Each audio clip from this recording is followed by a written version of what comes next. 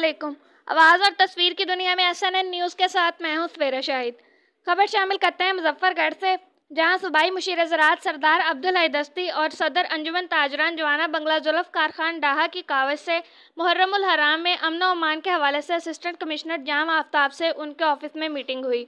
Assistant commissioner ने बताया कि सिक्योरिटी अदारों की तरफ से अशरा मुहर्रमुल हराम में अमन व अमान कायम रखने के लिए हर मुमकिन कोशिश की जाएगी।